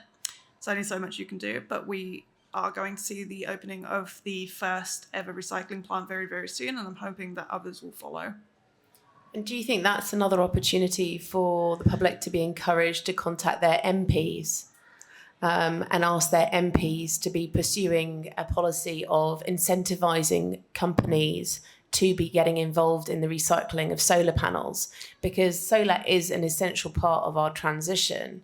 And so there's no escaping from that. And obviously you want those panels to become more and more recyclable, but also B, we want that industry within this country so we don't have to send things halfway around the world for them to be recycled. So again, it's one of those situations where, you know, there is real value in letting your MPs know that, you know, we believe in renewables, but we also want the government to be funding the end of life solution for those renewables as well. It shouldn't be the reason we don't go with renewables, but it should prompt us to be putting pressure on our government of the time to be supporting with that issue. Sorry, I'll just go to Tanya. Well, just to say that obviously they're electrical goods, so they will come under their cost. Yes, that's exactly what we're trying to. It's something that we've been thinking about looking into, especially as they're not exactly imminent, but it is something that is going to happen inevitably, right? We're going to have the schools have the panels handed over to them, and there are probably going to be sites that are going to be like, okay, we don't want these. We don't want to deal with the maintenance. We don't want to deal with the monitoring. How do we get rid of these? So we are in contact with the first recycling plant. I've emailed them a couple times. We've been in contact. One of the things they're actually also looking at doing is almost like recertifying and upselling them. Not upselling, reselling them. So if they're still within like an acceptable amount of generation, then they will get them recertified and sell them on, which is another thing to look into.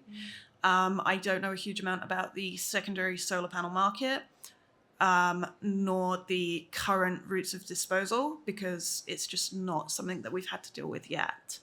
But it is something that we are going to look into in the future, because we don't really want to just leave the sites with a potential disposal issue, so to speak. Great, thank you.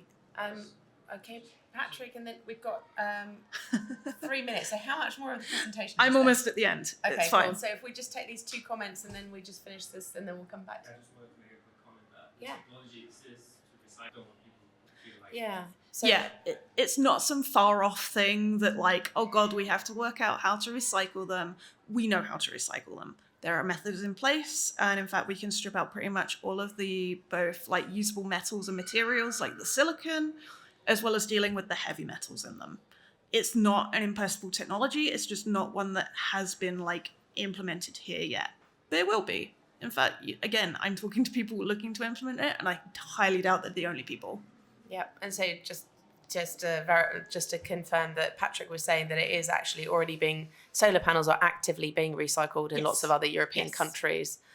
So it's just that we're slightly behind maybe here, or maybe they were slightly ahead of us in terms of bringing in solar and getting in the recycling. Yeah. But one way or the other, hopefully, especially with, you know, British citizens, you know, pressing for it, we will get that recycling infrastructure here as well. Great, thank you. So this is just a very quick look at what savings are likely to look like for a site. The weird jump in 2025 is just because of a bodge that we did. So the problem has been, so electricity prices have shot up so quickly that it has been really hard to model. So, because you think we're suddenly starting at a higher point than it has been, it's not likely that the electricity prices are even going to increase at a typical commodity rate. We're likely to see sort of like a freeze on them at some point in the next 5 to 10 years, according to a lot of economical experts.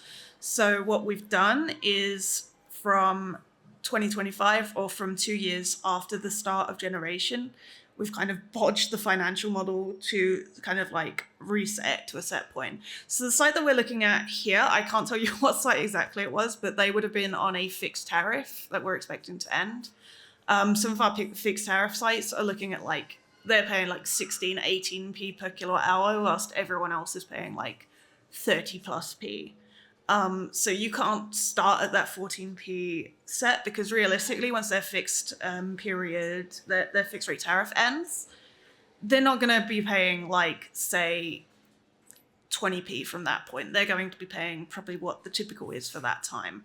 So this is just a bodge attempting to control in both directions, both in the case of lower priced fixed tariffs, as well as higher priced current rate that is unlikely to continue to increase at the commodity rate. I don't know what's going on in 2024.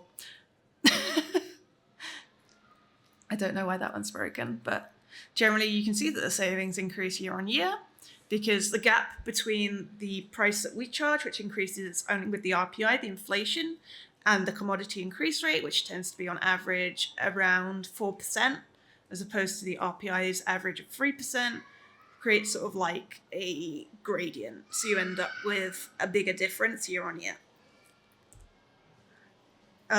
This is just an example of the predicted yield for a site. I'm not sure how this is. So this is kind of some of the information that we'd provide to a site. So we'd say, for example, you're looking at generating 126,000 kilowatt hours in a year. Over 20 years, that's going to look like, oh God, that's a big number. There's no commas in it. So my little brain's going, where do I start? 2,258,000 kilowatt hours. So that's including degradation. We tend to model degradation in all things because, of course, they are going to work a little bit worse as time goes on. That's just the way electronics go. It's like your phone, right? Your phone never works as well like 4 years after you got it as like the day you got it. Same with solar panels. And we also try and predict how much they are likely to use. We do this by we model how much is generated during all of the daylight hours. And then we attempt to model how many of them daylight hours they're actually using the electricity. And using that, we can kind of work out what percentage they're likely to use. And so do you have something like for an average school project in the first year, starting now, the first year they'll probably save $5,000. First 10 years, they'll probably save X amount of money. And in total, over 20 years, they'll probably save Y kind of thing. Yeah, so I was modeling for a fairly conservative sort of project. It's not particularly big array. It's slightly bigger than a school, but the energy usage isn't very high. And I think we were looking at something like £170,000 saved over 20 years. It worked out something like 10 grand a year. Typically schools is quite similar, sort of 8 to 10 grand saved a year, increasing a little bit year on year due to the increase in commodity price. And so, of course, the thing is the larger the site, the more they save. Yeah. The Intercontinental Hotel, for example, I believe saves something like £25,000 a year through their solar panels. Yeah. So it just depends on the size of the site, really. Yeah, it's very much like how long is a piece of string because it depends on so many factors. That's brilliant. Thank you. Yep. So we reduce 24.5 metric tons of CO2 every year just through our portfolio, and our portfolio isn't actually that big. One of the things we were looking into is a certain type of certificate that you might need. Someone told us that we needed it, but when you looked into it, we found that you could only get one certificate per megawatt hour that you generate. We don't even have a megawatt of solar. We have something like, I think it's 200,000 kilowatt hour peak of solar total installed. Going to be higher soon, but nowhere near a megawatt. So we're actually quite a small scale organization, and yet we save 25 metric tons of CO2 every year, which I think highlights just like the benefit is huge in comparison. The amount of carbon you save from installing solar panels is crazy. Right.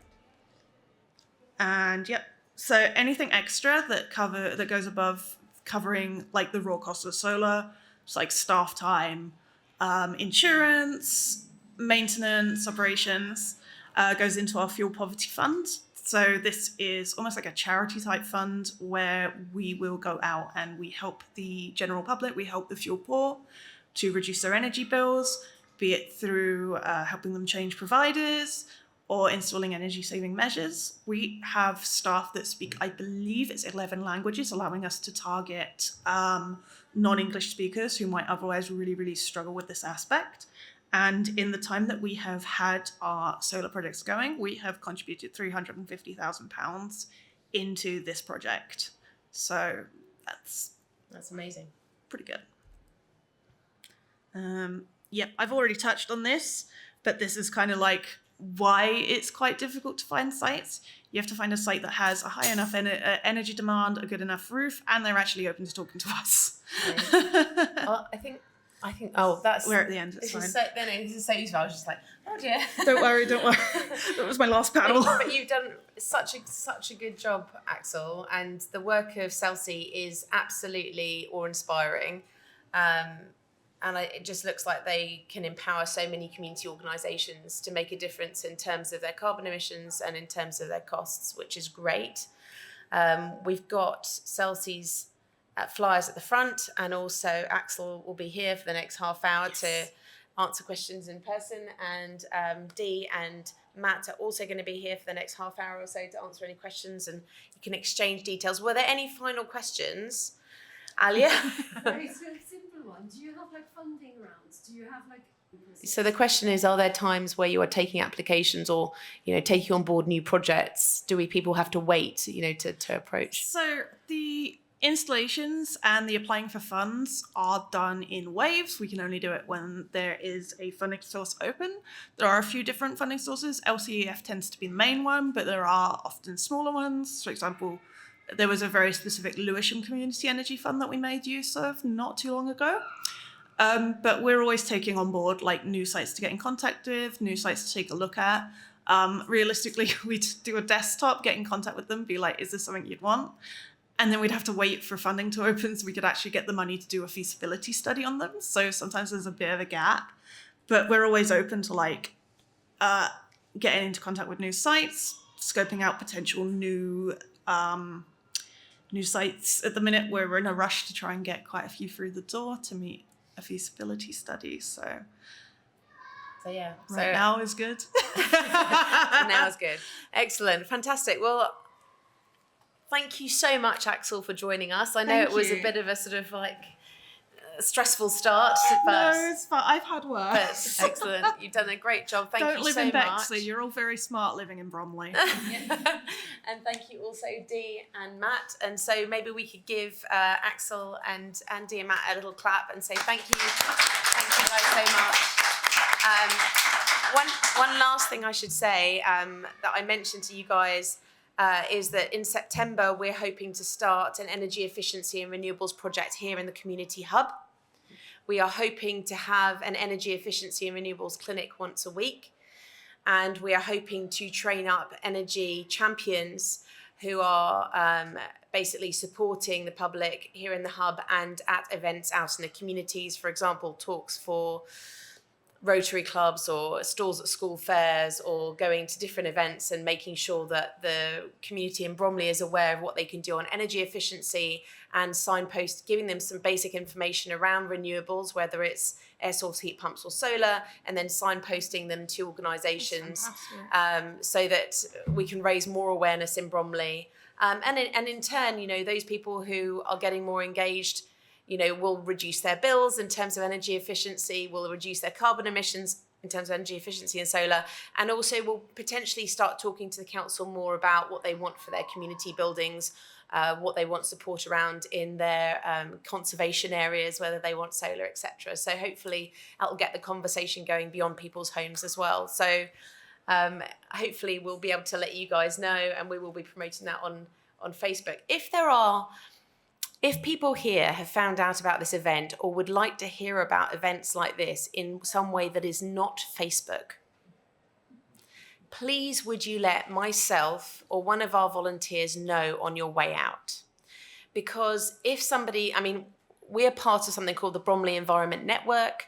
If you are part of that, it means that your community group, say your residents association or say your PTA, will be on that. One or two of the members will be representatives on that. They'll get a newsletter and they then share it with their 200 members or their 7,000 members or whatever it is. We're part of that, and we will share the information, and these and so is Celsius part of that as well. We share information on there, but we also appreciate that not everyone is part of a community group that's part of it. We appreciate that not everyone's on Facebook. So if any of you guys have got tips on how we can let you know about future events outside of Eventbrite and Facebook and the Bromley Environment newsletter, please can you let us know on the way out. And finally, Sorry, but two things. A, we are doing a research project with the University of Bath at the moment. And this week we have a goal of trying to get 80 more surveys filled in. The survey takes 5 to 10 minutes. You can get put into a raffle for a £150 voucher. But the main thing for us is we get that information about what your priorities are on different areas of the environment. We get that information on what you want to see happen in your local area and what you'd like to see happening in this wonderful community space. And if we can get that information from 80 people this week, that means that we can use that for funding bids to fund the things that you want to happen in the borough and in this community hub. So I would really be grateful. We have QR codes dotted around out there. We'll point you to them. There's one on the table, information table out there. If you could point your phone at that QR code and do that survey for us, we would be extremely grateful.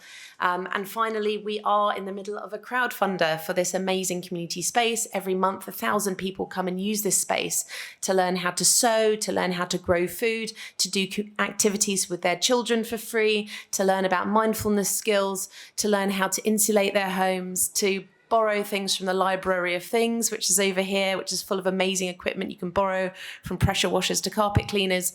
And this amazing space is open 5 days a week, which is such a rarity. We've lost our community centres, we've lost our youth centres across the UK.